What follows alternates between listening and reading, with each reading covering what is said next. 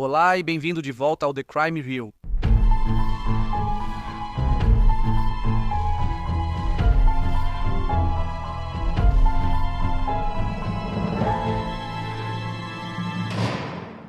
A história de hoje é incomum.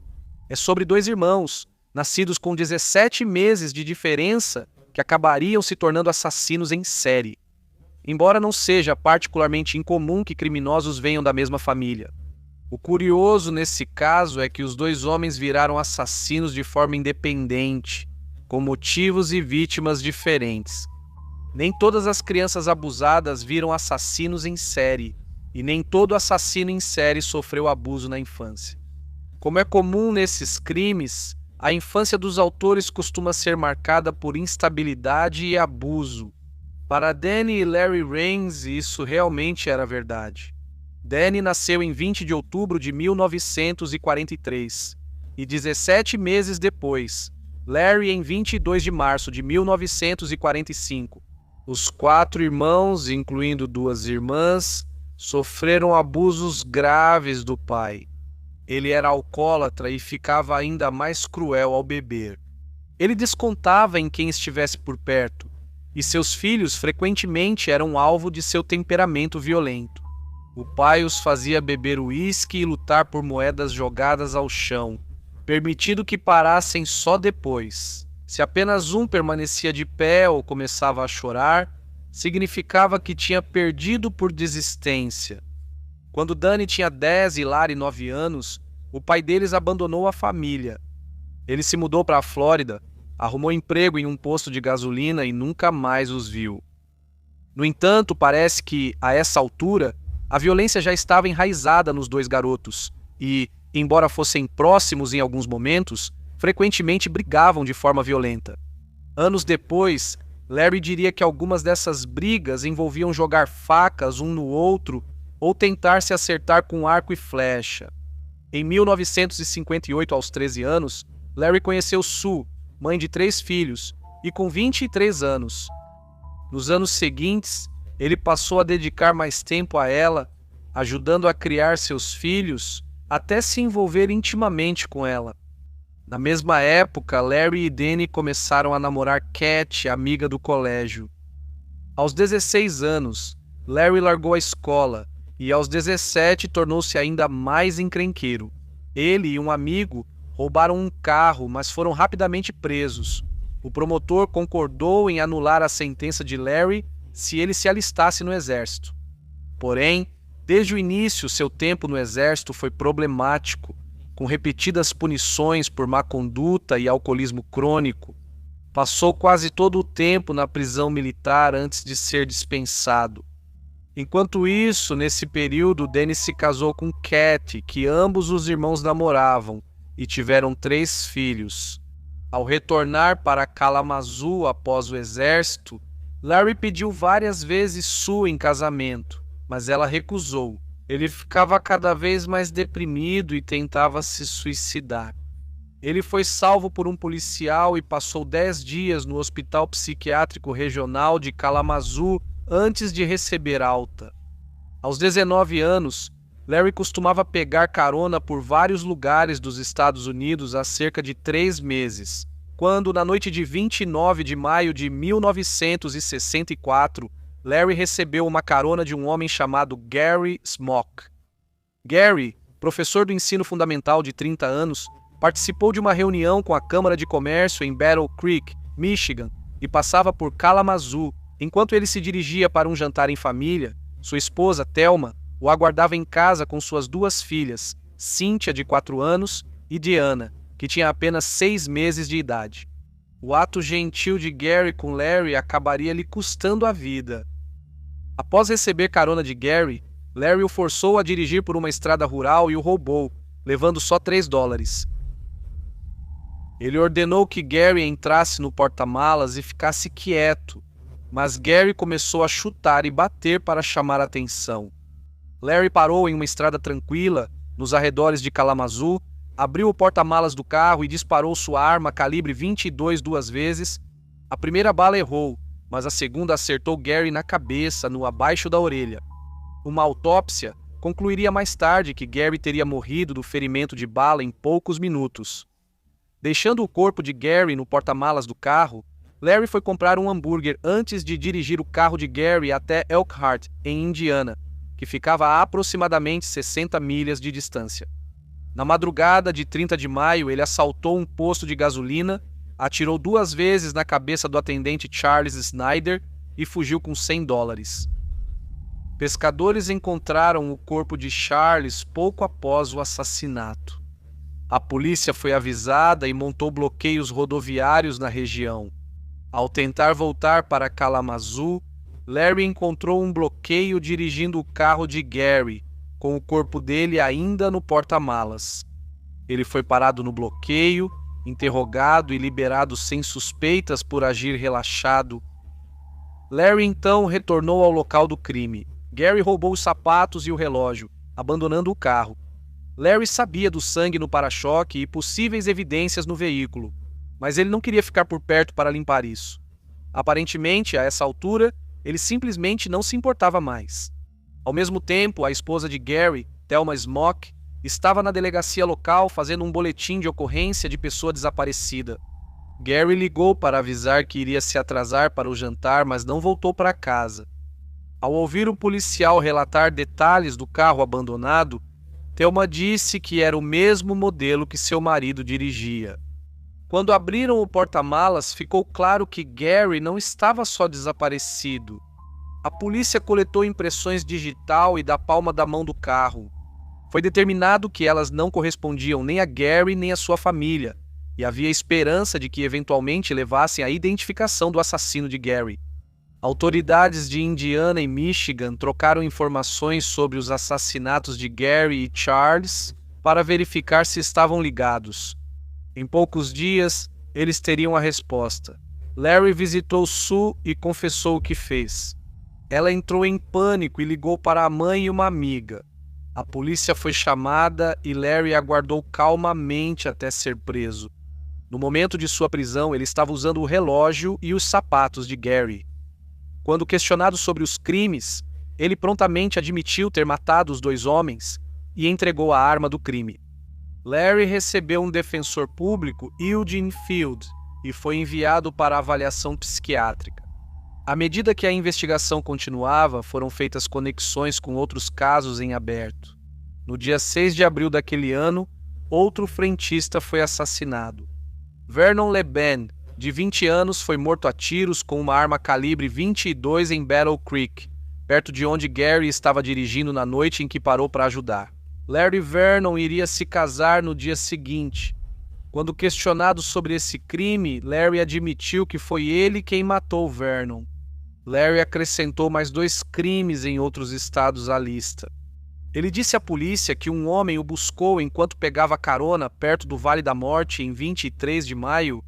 Esse homem ficava falando sobre como não tinha dinheiro, e percebendo que ele não tinha utilidade para ele, Larry o matou a tiros.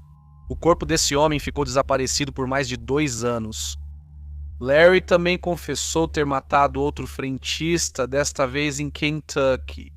Larry afirmou depois que pretendia se suicidar após cada assassinato, mas nunca conseguiu. Ele acreditava que, após ser preso, seria condenado à morte, pois não queria viver livre nem preso. Larry foi processado apenas pelo assassinato de Gary, com as outras acusações deixadas em reserva, aguardando o resultado desse julgamento, que começou no Tribunal do Condado de Kalamazoo em setembro de 1964. O advogado de defesa Eugene Field alegou insanidade para Larry e trouxe vários psicólogos para apoiar isso. Psicólogos afirmaram que Larry cometeu o assassinato em um momento de insanidade temporária. Isso ocorreu devido à raiva que ele sentia do pai, que o havia espancado durante toda a sua infância. Mesmo assim, o júri considerou Larry culpado de assassinato e o condenou à prisão perpétua, sem chance de liberdade condicional. Larry recorreu de sua condenação, alegando que os psiquiatras do promotor começaram a examiná-lo antes da presença de seu advogado. Ele conseguiu um novo julgamento em 1971. Logo percebeu-se que sua defesa de insanidade era fraca, então ele se declarou culpado e recebeu nova prisão perpétua como concessão pela confissão. Ele foi autorizado a mudar seu nome para Monge Steppenwolf, inspirado no protagonista do romance de 1927 de Hermann Hesse. Durante o 1964, seu irmão Danny morava com a esposa Cat e os filhos pequenos. No entanto, com o passar dos anos, o relacionamento deles se tornou cada vez mais volátil e violento. Em 26 de novembro de 1968, armado, Danny atacou Dorothy King, de 17 anos. Ao sair do trabalho na Cove's Drug Store Dorothy, por volta das 19 horas, Danny abordou Dorothy e a sequestrou em seu carro. Ele foi para os arredores da cidade, mas ao errar uma curva e tentar voltar com o carro, Dorothy escapou correndo. Gritando por socorro, Danny jogou a arma fora e fugiu. No entanto, quando voltou para buscar seu próprio carro no local do sequestro, ele foi preso no ano seguinte. Danny foi condenado por agredir Dorothy e pegou 3 a 4 anos de prisão. Nesse tempo, Cat se divorciou. Danny saiu em liberdade condicional em 1900 e 72 voltou para Kalamazoo e trabalhou em um posto de gasolina. Nesse período, Danny, de 29 anos, fez amizade com Brent Coster, de 15 anos. Brent também teve uma infância difícil. Sua mãe tinha esquizofrenia e seu pai era alcoólatra. Brent estava sem teto quando conheceu Danny, e logo o homem mais velho começou a ajudá-lo, encontrando um lugar para ele dormir e ajudando Brent a conseguir um emprego. Com o aumento da confiança, Danny revelou a Brent um crime cometido 3 meses antes. Em março daquele ano, Patricia Hawk, 29, saiu para fazer compras com seu filho Corey, de 17 meses. Ela nunca voltou. O marido registrou seu desaparecimento e, no dia seguinte, uma senhora encontrou Corey vagando com sangue. Ela levou o menino à delegacia e iniciaram a busca por Patricia. O corpo dela foi achado atrás do prédio da Independent Elevator Company. Depois, Brent contou que Danny se gabou do crime. Danny disse que viu Patricia entrar na Tops, então estacionou sua van ao lado do carro dela e aguardou. Após cerca de 1 hora, ela saiu e colocou o filho no banco do passageiro. Ao dar a volta para o lado do motorista, Patricia viu Danny sair da van Corvair azul e sacar uma faca. Ele obrigou Patricia a entrar na van, amarrou-a e a agrediu sexualmente. Ele tentou estrangulá-la, mas Patricia resistiu e arranhou seu rosto. Na briga, caíram para fora da van. Danny a esfaqueou nas costas, mas como isso não teve muito efeito, girou a faca para causar mais dano. Nesse momento, o jovem Corey já havia saído do carro e estava ao lado da van chorando. Danny, achando que o menino de 17 meses não lembraria de nada, o deixou sozinho. Brent disse que Danny contou que o que fez deu tão certo que deviam atacar juntos de novo. Brent concordou em agarrar, abusar sexualmente, assaltar e depois matar uma mulher. A dupla preparou um kit com facas, sacos de lixo e cordas e depois saiu em busca de vítimas. No dia 5 de julho de 1972, Danny estava trabalhando no posto de gasolina na Sprinkle Road, em Kalamazoo, quando 2 jovens chegaram por volta da 1h30 da manhã para abastecer o carro com gasolina. Linda Clark e Claudia Bidstrup, ambas com 19 anos, eram colegas de quarto que estavam viajando de Chicago para encontrar o irmão de Linda em Ann Arbor. Brent abasteceu o carro. Enquanto Danny olhava o motor, ele desconectou uma vela de ignição para simular um problema. Ele pediu para as mulheres encostarem o carro em uma vaga de estacionamento para que ele pudesse dar uma olhada mais de perto e consertar para elas. Os 2 homens então sacaram facas, dizendo para as mulheres não gritarem e que elas não seriam machucadas. Danny pediu para Linda e Claudia entrarem no banco de trás e dirigiu até a parte de trás do posto, onde as luzes estavam apagadas. Os homens amarraram as mulheres. Um vigiava enquanto o outro atendia clientes. Danny e Brent abusaram sexualmente das 2 mulheres várias vezes até Danny ordenar que Brent matasse Claudia, para que ele provasse do próprio remédio. Brent tentou estrangular Claudia com uma corda, mas ela lutou por sua vida. No final, Danny ajudou Brent e eles mataram Claudia juntos. Brent então estrangulou Linda. Os corpos das mulheres foram colocados no banco de trás do carro delas, cobertos com um cobertor, e Brent dirigiu até uma área arborizada perto de Galesburg. Ele espalhou gasolina, acendeu um cigarro e o jogou no chão do carro. Antes de ir embora, ele voltou à garagem onde Danny mostrou o que pegou das mulheres: 2 anéis, dinheiro, brincos e fotos. 12 dias depois, motoqueiros acharam o carro abandonado. O cigarro não conseguiu acender o acelerante e os corpos em decomposição das garotas ainda podiam ser vistos no banco de trás do veículo devido ao nível de decomposição. A causa exata da morte não foi totalmente confirmada, mas as cordas nos pescoços indicavam estrangulamento. Não foi possível saber se houve abuso sexual devido ao estado dos restos mortais.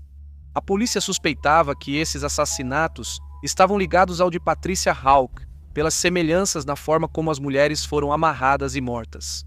Mas ainda não tinham capturado Danny e Brent. Um mês após matar Linda e Claudia, a dupla atacou de novo. Em 5 de agosto de 1972, eles sequestraram Pamela Fiernell, de 18 anos.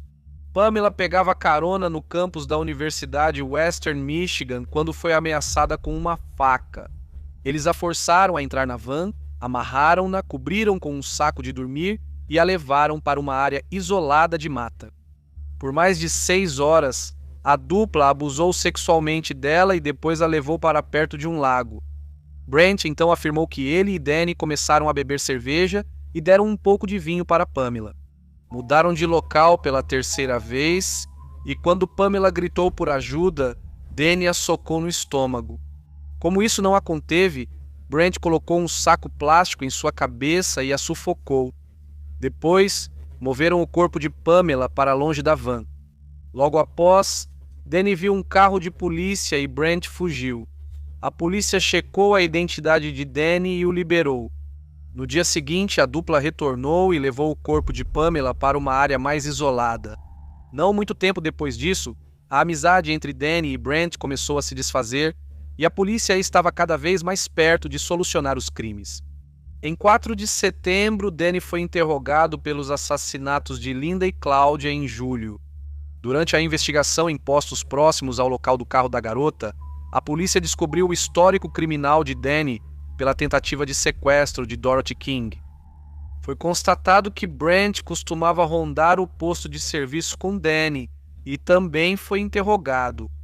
O advogado de Brent, James Hills, disse que se ele cooperasse, poderia se declarar culpado só por um homicídio em 2º grau. Então Brent contou à polícia a sua versão dos acontecimentos. No dia 18 de outubro, Brent levou a polícia até o corpo de Pamela, que estava desaparecida há mais de 2 meses. Ela foi deixada a menos de 1 quilômetro dos corpos de Linda e Claudia. Brent afirmou que Danny sempre foi o principal instigador dos crimes e que ele terminou a amizade porque temia que Danny também o matasse. Brent contou à polícia que Danny lhe relatou o assassinato de Patricia Hawk, ocorrido antes de se conhecerem.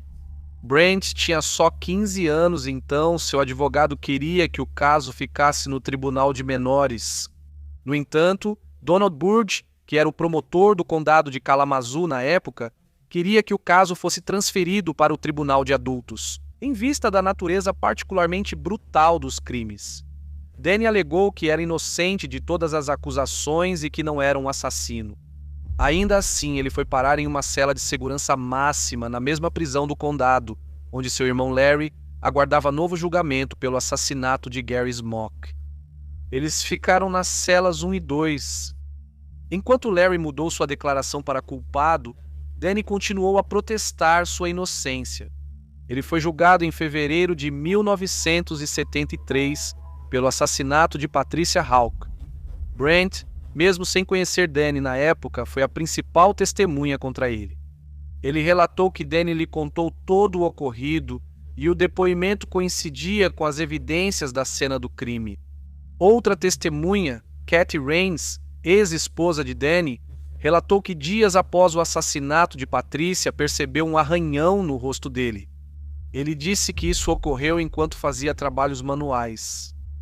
A mãe de Danny também suspeitava do envolvimento dele no assassinato de Patrícia, mas o advogado tentou desacreditar ela, dizendo que estava sob cuidados psiquiátricos e fumava maconha na época. No mês anterior ao julgamento, um agente penitenciário achou um bilhete rasgado no vaso sanitário da cela de Danny. O bilhete mostrava que ele buscava uma mulher que mentisse para a polícia e lhe desse um álibi na noite do assassinato de Patrícia.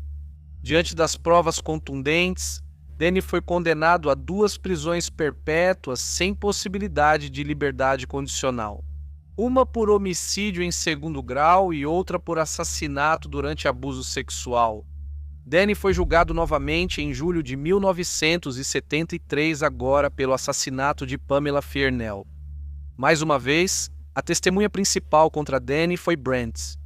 Brent novamente deu detalhes do que havia acontecido com Pamela, que coincidiam com as evidências físicas que a polícia havia coletado. Danny foi novamente condenado à prisão perpétua e ainda teria que ser julgado pelos assassinatos de Linda Clark e Claudia Bidstrup. Neste caso, havia fortes evidências físicas contra ele, não só o testemunho de Brent. Danny se declarou não contestante para reduzir as acusações a homicídio em 2º grau, recebendo mais 2 prisões perpétuas como parte do acordo. Brent se declarou não contestante ao homicídio de uma das garotas de Chicago. Em 25 de julho de 1973, o juiz o condenou à prisão perpétua sem direito à liberdade condicional, acrescentando que os crimes de Brent eram do tipo que dão munição àqueles que desejam restaurar a pena de morte. Como a ausência de liberdade condicional era só recomendação, haveria avaliação automática após 10 anos. Brent dizia que, por ter só 15 anos na época dos crimes, era mais fácil para Danny, o mais velho, manipulá-lo. Mas ele não soube explicar por que aceitou participar de crimes tão horríveis. Será que Danny foi quem pressionou Brent a cometer crimes tão depravados, ou eles eram igualmente responsáveis? Danny usou seu tempo na prisão para se educar sobre a lei. Ele defendeu com êxito que 2 condenações no caso Patricia Houck representavam dupla incriminação. Em 1979, o juiz Donald Anderson anulou a condenação por homicídio em 2º grau, retirando uma das 5 sentenças de prisão perpétua de Danny. Danny continuou lutando. Em 1981, a Suprema Corte anulou a 2ª condenação pelo assassinato de Patrícia, porque o juiz não informou aos jurados que poderiam considerar homicídio em 2º grau como possível acusação durante a condenação por agressão sexual. A promotoria podia escolher entre novo julgamento pela mesma acusação ou sentenciá-lo por homicídio em 2º grau. Eles escolheram a 2ª opção e optaram pela condenação por homicídio em 2º grau. O homicídio em 2º grau permite a possibilidade de liberdade condicional. Danny também foi condenado por homicídio em 2º grau ao se declarar sem contestação pelos assassinatos de Linda Clark e Claudia Bidstrup. Isso significava que só a condenação pelo assassinato de Pamela Fiernell garantiria sua prisão perpétua. Danny continuou afirmando que, embora tivesse participado do ataque a Pamela, não foi ele quem a matou. Alguns acham que a polícia acreditou rápido demais na versão apresentada por Brent, que claramente cooperava para se proteger. Enquanto estiveram presos em Michigan, Larry e Danny ficaram separados em diferentes prisões e nunca mais se encontraram. Larry continuou em contato com Kathy, ex-esposa de Danny, e eles se casaram em 22 de março de 1976. Eles se divorciaram alguns anos depois. Larry se casou novamente em 1980. Ele contou que na prisão teve 4 casos com mulheres, 2 iniciados enquanto ainda estava preso. Apesar de suas tentativas de recorrer de suas sentenças para que pudesse ser elegível para a liberdade condicional, Danny faleceu na instalação correcional de Lakeland, em Coldwater, Michigan, no dia 29 de janeiro de 2022, aos 78 anos de idade. No ano seguinte, Larry faleceu na instalação correcional de Saginaw, em Michigan. Ele também tinha 78 anos na época de sua morte. Na prisão, o cúmplice de Danny, Brent, participou de vários programas de reabilitação para ofensores sexuais e se formou em direito. Foi considerado preso exemplar pelos oficiais, mas seus pedidos de liberdade condicional sempre foram negados. Em setembro de 2020, seu pedido de liberdade condicional foi aprovado. Considerando seu remorso, a idade, a época dos crimes e o comportamento na prisão, a Junta de Liberdade Condicional considerou improvável que ele reincidisse e, após 48 anos preso, Brent foi libertado em janeiro de 2021. Na audiência de liberdade condicional, ele afirmou querer contribuir para a sociedade como homem livre e disse acreditar que, sem conhecer Danny Rains, nunca teria se envolvido nesses crimes. No entanto, o promotor do condado de Kalamazoo, Jeff Gooding, disse em um comunicado que ficou muito preocupado com a decisão do Departamento de Correções de Michigan. Na minha opinião, os riscos para a nossa comunidade são inaceitáveis. Não conheço ninguém com um histórico tão horrível que tenha sido solto em qualquer lugar. Larry e Danny eram únicos, pois viraram serial killers de forma independente, com tempos, métodos e vítimas diferentes. Para esses dois homens, a linha entre natureza e criação é muito tênue. Na minha pesquisa, não achei informações sobre a vida das irmãs deles.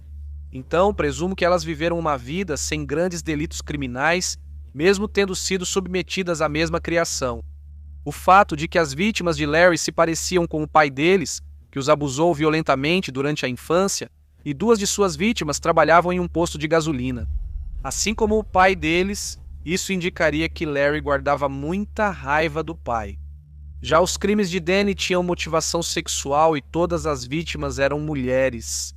Os irmãos frequentemente competiam diante do pai alcoólatra que incentivava a rivalidade e também disputou a atenção de Cat, com quem ambos se casaram. A publicidade que Larry recebeu durante o julgamento e a separação de Danny e Cat pode ter desencadeado algo em Danny, iniciando sua série de assassinatos? Seria exagero atribuir totalmente os crimes desses dois homens à criação terrível que tiveram. Nunca saberemos quanto essa criação influenciou. Se tivessem nascido em uma família estável e amorosa, ainda seriam os monstros que se tornaram? Será que uma criação normal evitaria que eles entrassem no crime? Embora seja amplamente aceito que tanto a natureza quanto a criação desempenham um papel em formar quem as pessoas são, a importância de cada um nunca poderá ser totalmente conhecida. É um tema fascinante e gostaria de ouvir suas opiniões nos comentários abaixo. Isso encerra a história de hoje. Muito obrigado por ouvir o Crime Real. Fiquem seguros, até logo. A Companhia Ferroviária e de Vagões de Kalamazoo, fundada em 1883, fabricava dresinas para trilhos. Elas tinham motor a ar de 16 cavalos. Como os tempos mudaram, não é? Até logo.